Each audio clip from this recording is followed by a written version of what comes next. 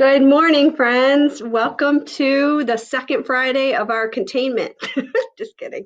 It is Friday, March 27th, and I promised you a special guest today on Friday. And I have my special guest here to talk to you because tomorrow I'm actually putting up another field trip for you, and you will be going to Yellowstone National Park. I'm pretty excited for you, but not sure if this is going to go hand in hand, but it's going to come pretty close. So I'd like you to meet my special guest. Hello, Ms. Marcus. Why, hello, Mr. Good morning, Elkin. buckaroos and buckarettes. Can How you are you believe all? I found him hanging around here again? I can't believe it. I don't even know. It's crazy. It is exciting. Okay, so friends, just real quick before we start this message, want to remind all of you that our parade today starts at 1 o'clock. Your parents have the map, and we cannot wait to see you. But just a reminder, you cannot come up to the car. If you come up to the car, I'll probably rip my seatbelt off and jump off and hug you, and that would be bad for all of us. So just try to stay back and wave. We love you so much. I've sent out a picture of my car, a picture of our flag we made.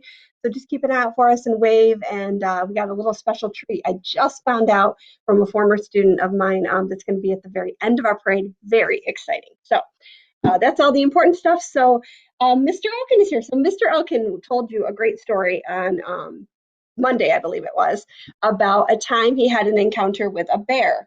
So in a national park. In a national Very park. much like you're going to go through. There you go. So today he is going to tell you about another animal encounter. I do not know what it is about Mr. Elkin, but he seems to attract these kinds of crazy stories. Kind of like your teacher. Oh my God, no wonder we got married. That's not Did you know we were married? Oh my God, we are married. Oh my gosh, You are? was I supposed to tell That's a them that? surprise. Oh my God, well, surprise.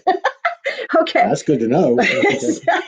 Just kidding. Okay, friends. Well, and we got thousands of responses to the best story, so there was no doubt that we have to Definitely. We're bring just another trying to please the masses. to the group. So anyway, this story took place on the same trip as the other one, the first. I was traveling around the country with two companions, and we were visiting national parks. And we went to Yellowstone, and that is one of the most fascinating places in the entire world.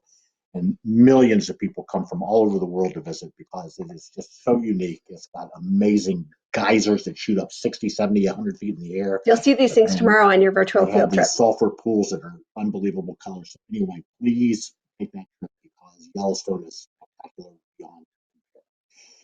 But in this case, we were in what's called Glacier National Park, and it is in Montana, right on the Montana-Canadian border. And it is extremely mountainous, very rugged mountains, part of the Rocky Mountain chain. And in the winter, it gets super cold, and it's got real glaciers, which are huge valleys of ice that slowly move down the mountain very slowly, sometimes not even a quarter of an inch a year. And so anyway, this park has these glaciers, and it's called Glacier National Park. And my buddies and I were hiking way up to the close to the top of the tree line. And by that I mean when you're climbing up high mountains, when you get to about 10,000 feet of elevation, you have very little vegetation. It cannot live that high up because there's very little oxygen. And so there were some scrub trees and scraggly bushes, but the coolest thing of all, while we were camping, there was a huge rock face that went up thousands of feet, not far from us. We were sort of in a valley, but rocky valley. And coming down this incredibly steep rock face was a herd of mountain goats. They're called Rocky Mountain goats or mountain sheep sometimes. And they look like that. And they are some of the most beautiful animals you'll ever see. They climb on virtual rocky ledges, which you cannot imagine any creature being able to stay on. And I'm going to find some friends. I actually have some pictures. This is so distracting. I have some pictures of this that I can put on the dojo later for you. It's almost a vertical cliff that they can just. I don't know how they do it. I have read that their hooves are cupped.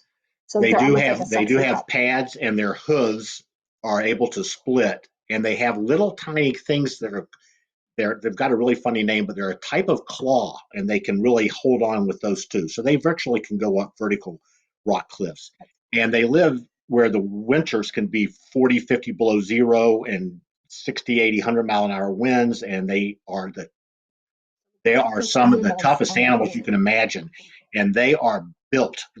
Let me tell you, and I'll get to this in more detail, but when you see one up close, they are nothing but 200 pounds of muscle. And but you can imagine climbing up rock cliffs and down their whole lives. They're just nothing but muscle. So anyway, one of the two people I was with was outside of the tent. The other person and I were in the tent, and we had been watching this herd of mountain goats coming down the cliff most of the day. And it was a papa goat and a couple of females and a whole bunch of baby goats. And you talk about cute. They are snow white.